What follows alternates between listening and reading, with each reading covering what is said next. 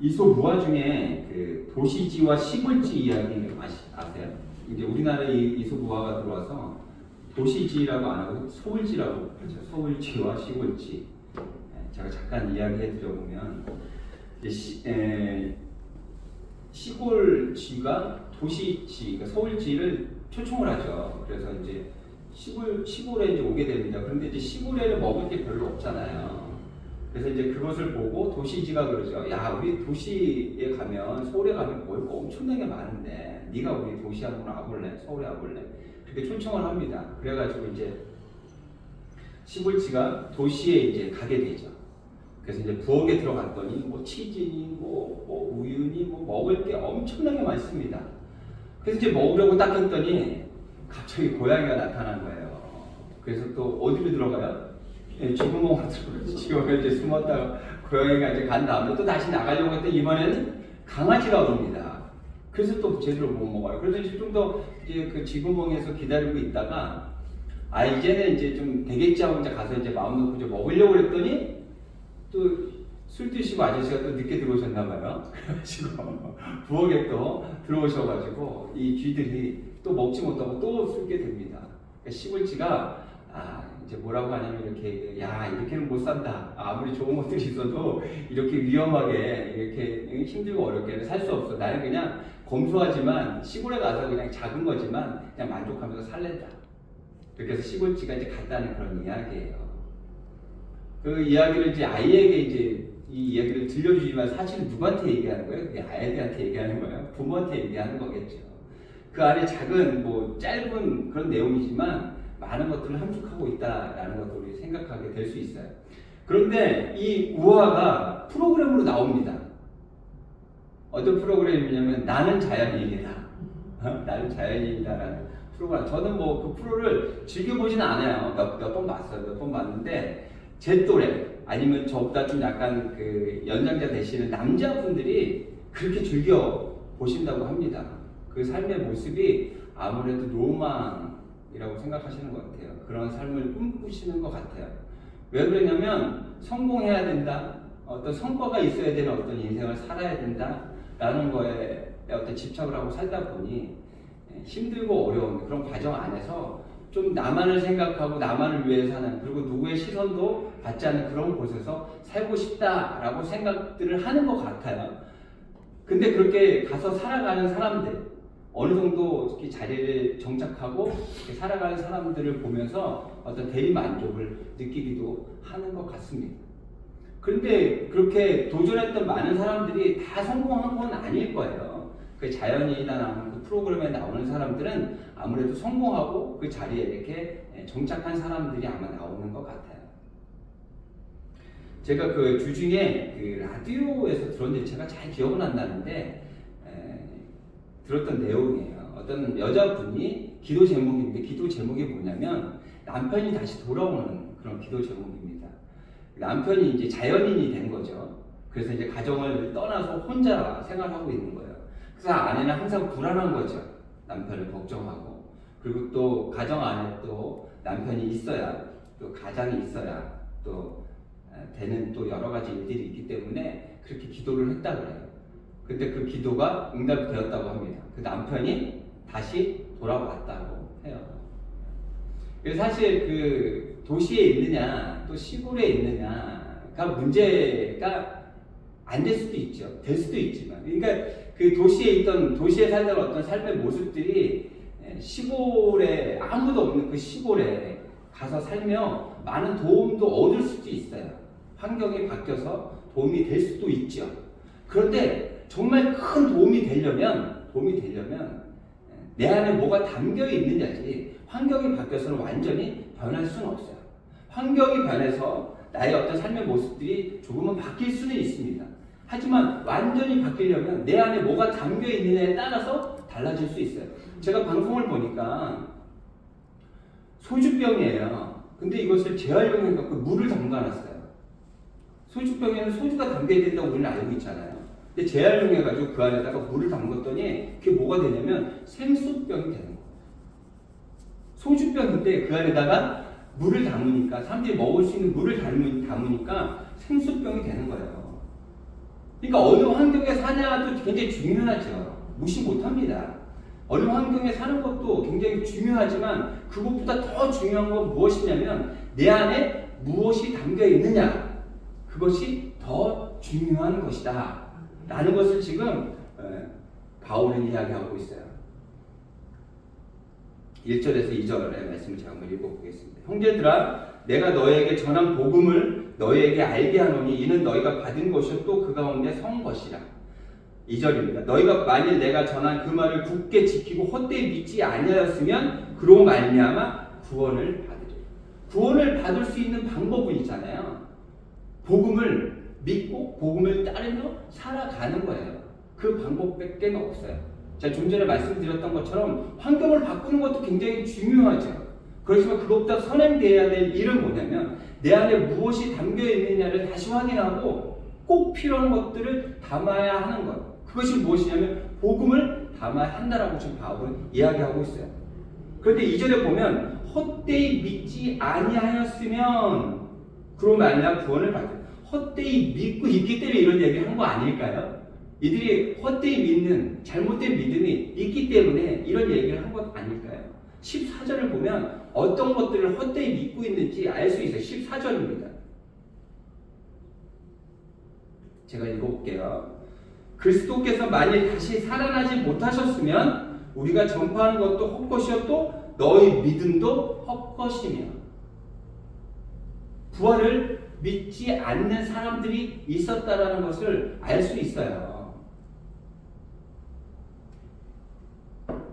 하지만 우리가 믿는 이 신앙의 가장 중요한 포인트는 어디에 있냐면 십자가의 죽으심에 있는 것이 아니고요. 사울의 다시 부활하신 곳에 가장 큰 포인트, 중요함이 있어요. 만약에 예수님께서 너희를 위해서 내가 십자가에 죽을 달고 죽으셨어요. 만약에 다시 부활하지 않으셨다면 무슨 의미가 있습니까? 죽으신 걸로 끝났어요. 아무것도 해결이 되지 않아요. 하지만 예수님께서 그렇게 죽으셨고 다시 사흘 후에 살아나셨어요. 그렇기 때문에 우리 이 신앙, 이 믿음은 굳건해지고 그리고 이 믿음을 통해서 예수 그리스도가 우리의 첫 열매 되시고 우리도 부활할 수 있음을 믿게 된 것이죠. 부활이 없는 신앙은 의미가 없는 신앙인 거예요. 그러면서 그 복음에 대해서 바울이 설명하고 있습니다. 3절에서 4절에 제가 읽어볼게요. 내가 받은 것을 먼저 너에게 전하노니 이는 성경대로 그리스도께서 우리 죄를 위하여 죽으시고 4절 장사 지낸 바 되셨다가 성경대로 사흘 만에 다시 살아나사. 구약 성경에 말씀하고 있거든요. 그 성경대로 다시 살아나셨어요. 죽으신 것도 굉장히 중요하시죠. 우리 때문에 죄가 없으신 예수님께서 십자가에서 죽으셨어요. 근데 그 완성이 어떻게 이루어진 것이냐면 사흘 후에 부활하시면서 그 모든 것들을 완성시키신 거죠. 그 부활에 대한 이야기를 그 주석에서 이렇게 적고 있습니다. 제가 한번 쭉 읽어볼 테니까 한번 잘 들어보세요. 부활 논의에서도 바울의 관심은 부활 교리 자체가 아니다. 더 중요한 것은 이 교리가 성도들의 삶과 얽히는 과정이다. 현재 고린도 성도들의 뒤엉킨 삶에서 부활에 대한 비틀린 생각이 함께 얽혀 있다. 곧 몸의 부활을 부인하는 사람들이 있었다.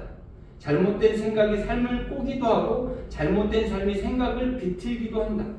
그래서 바울은 엉킨 부활 교리의 실타래를 푼다. 멋진 부활 신앙을 세우려는 것이 아니라 그와 함께 꼬여버린 삶의 가닥을 정리하기 위해서다.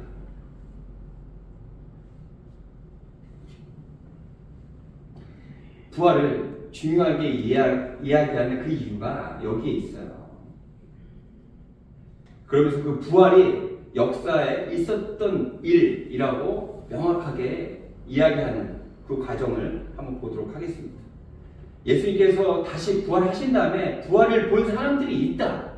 이건 역사적으로 증명된 일이야 라고 지금 이야기하고 있어요. 6절입니다. 그 후에 5절입니다. 게바에게 보이시고 그 후에 12 제자에게와 그 후에 500여 형제에게 일시에 보이셨나니 그 중에 지금까지 대사수는 살아있고 어떤 사람은 잠들었으며 그 후에 야고보에게 보이셨으며 그 후에 모든 사도에게와 많은 사람들에게 사도에게 예수님은 부활하신 다음에 자신의 모습을 보여주십니다. 처음에는 게바, 베드로였고요. 그 다음에는 500여 사람에게, 그리고 또 자신의 동생 야고보에게 이렇게 보이셨다고 그래요. 많은 사람들이 봤기 때문에 이것은 역사적으로 증명된 일이야 라고 지금 이야기하고 있는 거예요. 왜? 많은 사람들이 어떻게 사람이 다시 살아나? 말도 안 되는 소리 하지 마. 그 제자들도 믿지 못했잖아요. 도마도 믿지 못한다 그래서 예수님께서 어떻게 하셨습니까? 내 못자국을 네가 손으로 만져봐. 그랬더니 도마가 뭐라 그래요? 만진 다음에 제가 믿겠습니다 라고 했어요. 사실 믿기 어려운 일이죠. 왜? 우리의 이성과 우리의 사고로는 믿을 수 없는 일이에요. 죽었던 사람이 어떻게 다시 살아납니까? 하지만 예수님은 살아났어요. 그것을 누가 봤어요? 베드로, 500여 사람, 자신의 동생 야고보, 그리고 바울을 또 만나주셨죠. 이렇게 많은 사람들이 예수님께서 다시 사셨던 것을 볼 수 있었던 거예요. 예수님의 부활은 야 부활했으면 좋겠다, 그래서 사람들이 만들어낸 그런 이야기가 아니고요. 실제적으로 있었던, 역사적으로 있었던, 많은 사람들이 보고 증명했던 그런 일들입니다. 그렇게 우리는 예수 그리스도의 부활을 믿어야 하는 거예요. 또 그 부활이 진정이 있었다라고 어떻게 알 수 있냐면 그 부활한 예수님을 만나고 삶의 변화를 일으킨 사람들을 볼 수 있어요. 먼저 베드로입니다. 베드로는 어떤 사람이에요? 예수님이 잡혀갔을 때 그 종이 물어봅니다. 너도 같이 있었던 사람 아니야? 아니야, 나는 저 사람을 난 모르는 사람이야 라고 했던 사람이 베드로. 3번이나 부인했던 사람이 베드로입니다. 그리고 누가복음 24장 12절이에요. 한번 찾아볼까요? 누가복음 24장 12절. 예수님이 죽으시죠. 그래서 무덤에 이제 계십니다. 그런데 이제 막달라 마리아가 갔어요. 그랬더니 그 무덤 문이 열려 있고요. 봤더니 예수님이 안 보이는 거예요. 그래서 달려가서 누구한테 가장 먼저 이야기하냐면 베드로에게 먼저 이야기합니다. 그래서 베드로가 그 무덤에 같이 가요. 그 무덤에 같이 갔더니 예수님이 안 계시잖아요. 그렇죠? 근데 예수님께서 뭐라고 그랬습니까? 내가 죽은 사흘 후에 나 부활할 거야 라고 3번이나 얘기하셨거든요. 근데 그걸 기억하지도 못하고요. 그걸 봐놓고서도 어떻게 하냐면 12절 같이 읽어봐요. 시작. 베드로는 일어나 무덤에 달려가서 구부려 들여다보니 세모포만 보이는지라 그댄 이를 놀랍게 여기며 집으로 돌아가요. 집으로 돌아가 버렸어요. 예수님께서 부활하셨다고 했거든요. 막달라 마리아는 어디로 갔어요? 다시 무덤으로 다시 돌아갔거든요. 왜? 예수님을 만나기 위해서. 그런데 베드로는 예수님이 분명히 다시 부활할 거라고 얘기하셨는데도 불구하고, 그래서 부활하셔갖고 지금 안 계셔요. 무덤에 지금 시체가 없어요. 그런데도 불구하고 그냥 집으로 돌아갔던 사람이 베드로라는 말이에요. 그런데 그 이후에 베드로가 부활하신 예수님을 만나요. 그리고 그가 완전히 변화됩니다. 사도행전 3장 6절이에요.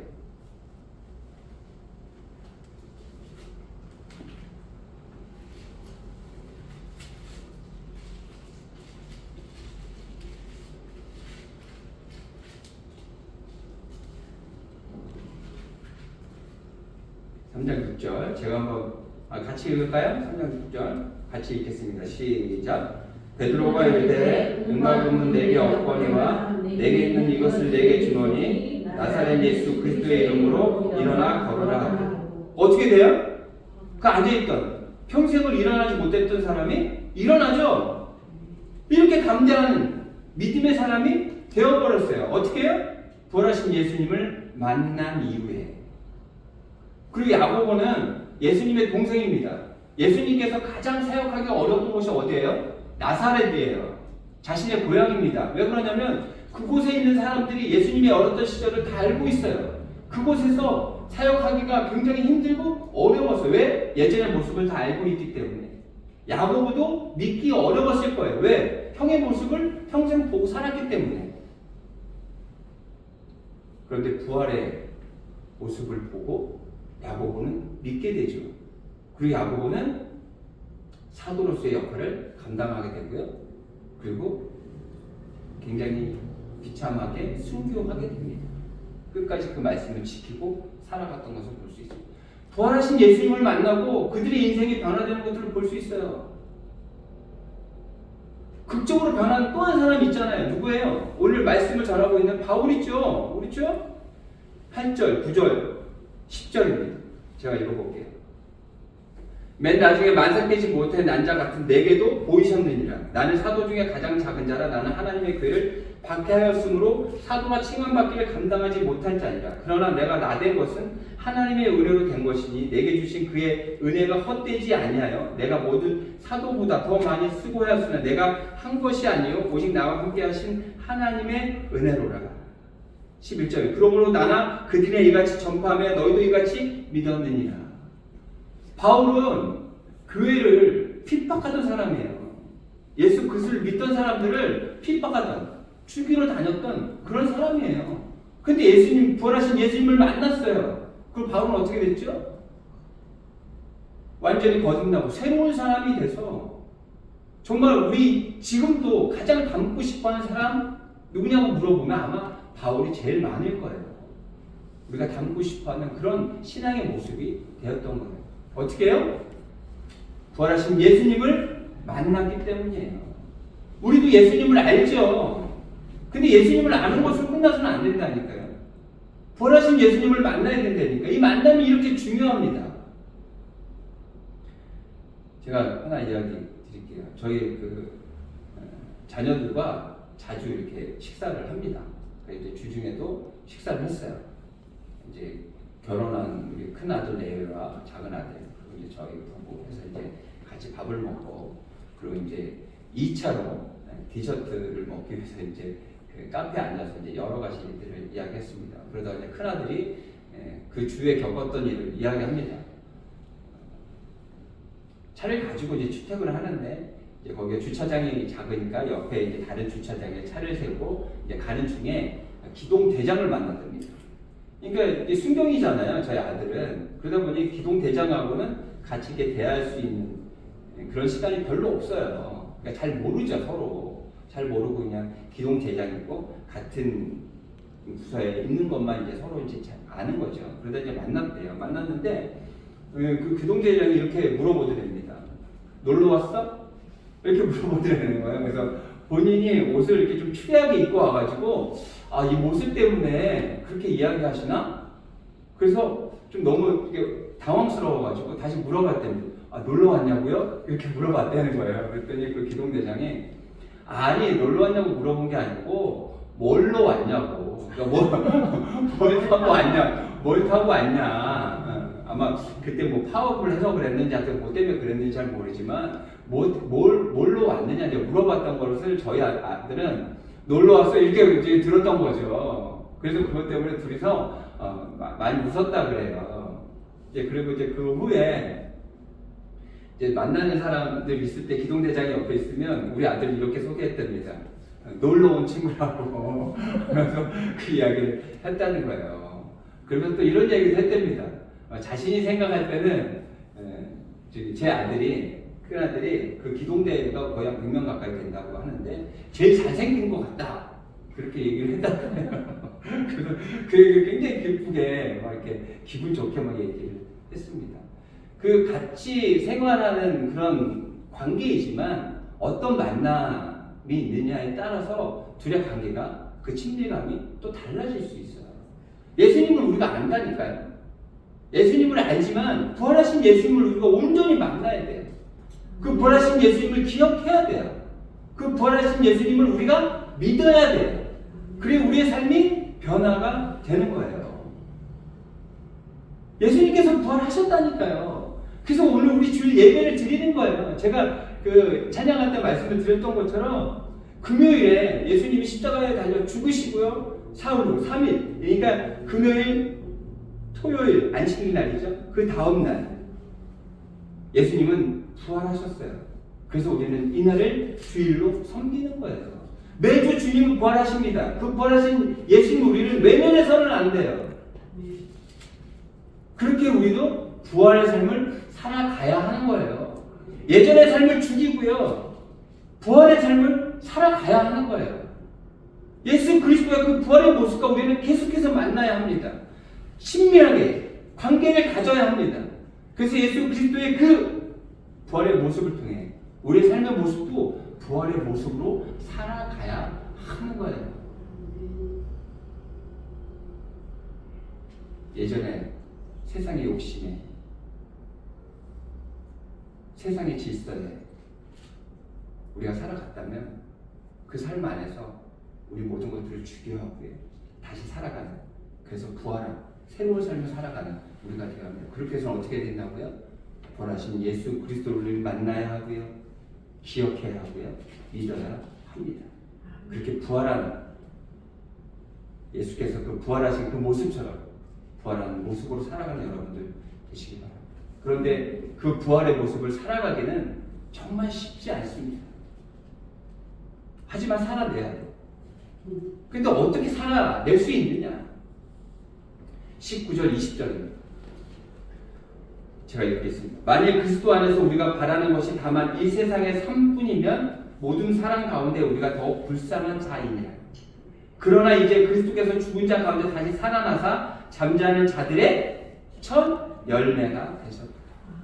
우리 소망이 되신 거예요. 이 땅의 삶으로 끝나는 게 아니고요, 다시 완전히 부활할 수 있는 그 소망을 예수님께서 우리에게 주신 거예요. 우리에게 내일이 있는 거예요. 오늘로 끝나는 게 아니라 내일을 우리에게 약속하신 거예요. 그렇기 때문에 우리는 오늘을 살아낼 수 있어요. 힘들고 좀 어렵더라도 오늘을 살아낼 수 있어요. 어떻게 우리는 손해보는 것 같기도 하고 왜 나만 희생해야 돼? 라고 이야기할 수 있지만 그 삶을 살아낼 수 있는 그 이유는 이 땅의 삶으로 끝나는 것이 아니라, 오늘로서 끝나는 것이 아니라 내일이 우리에게 준비되어 있기에 우리는 살아낼 수 있다는 거예요. 어떤 프로그램인지 잘 모르겠는데 어저께 잠깐 스치면서 본 그 프로그램이 하나 있었어요. 쓰레기 없이 다시 쓴다. 쓰레기 없이 다시 쓴다. 뉴스였던 것 같기도 하고요. 근데 잘 기억이 나지 않아요. 다시 찾아보니까 다시 찾을 수가 없어요. 그런데 어떤 내용이냐면 이런 내용입니다. 우리가 그 한 해 동안 쓰는 플라스틱 있잖아요. 그 플라스틱의 그 무게가요, 그 세계에 있는 모든 사람들의 무게를 더한 무게만큼 쓴다는 거예요. 1년에 쓰는 플라스틱의 양이 엄청나죠. 근데 왜 이렇게 씁니까? 편하잖아요. 굉장히 편합니다. 그런데 그 플라스틱을 그렇게 편하기 때문에 썼던 그 폐해가 지금 막 오고 있어요. 온 바다가 쓰레기로 이제 덮이기 시작했고요. 그리고 요즘에는 그 생수 있잖아요. 생수도 확인해보면 그 안에 미세 플라스틱이 엄청나게 있답니다. 우리는 알게 모르게 플라스틱을 계속해서 지금 먹고 있는 거예요. 왜요? 우리가 그렇게 편하게 썼기 때문이에요. 이렇게 계속 하다가는 우리뿐만이 아니라 우리 다음 세대는요, 플라스틱 때문에 건강을 완전히 해칠 수밖에 없는 상황이 될 거예요. 그렇기 때문에 우리는 지금을 잘 살아내야 하거든요.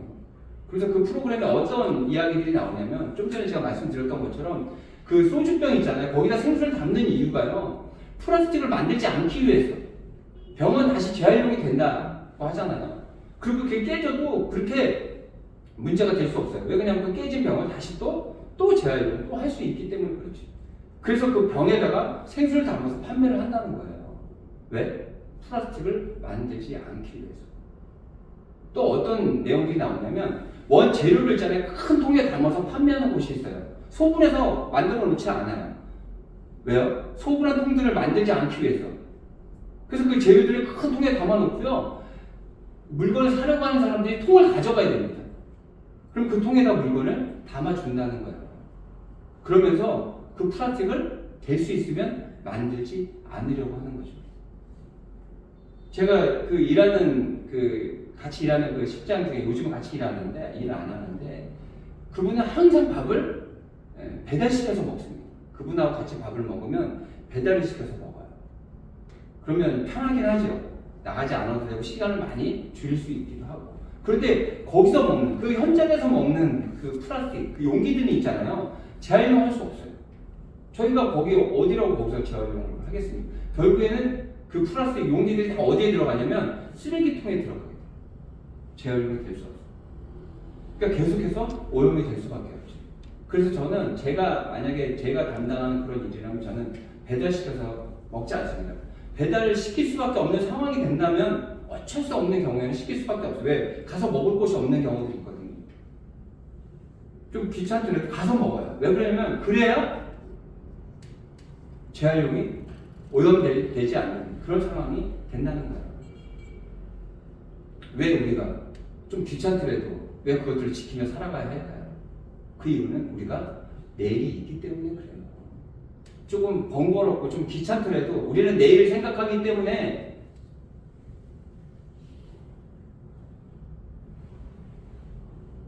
오염시키는 일을 멈추어야 한다는 거예요. 우리에게는 내일이 있습니다. 예수 그리스도께서 다시 재림하는 그 강림하는 그 날에 하나님께서 말씀하셨어요. 완전한 부활이 이루어질 겁니다. 우리는 그 믿음을 가지고요. 이 땅에서는 좀 힘들고 어렵대로 참고 견디고 그리고 예수님께서 보여주던 그 희생의 모습으로 살아가는 우리가 되어야 될 줄은 믿습니다. 그 모습이 어떤 모습이라고요? 예전의 모습은 죽이고 부활의 모습으로 사는 것. 그것이 바로 이 부활절, 우리가 살아가야 할, 우리가 목표로 할 그런 삶의 모습인 것입니다.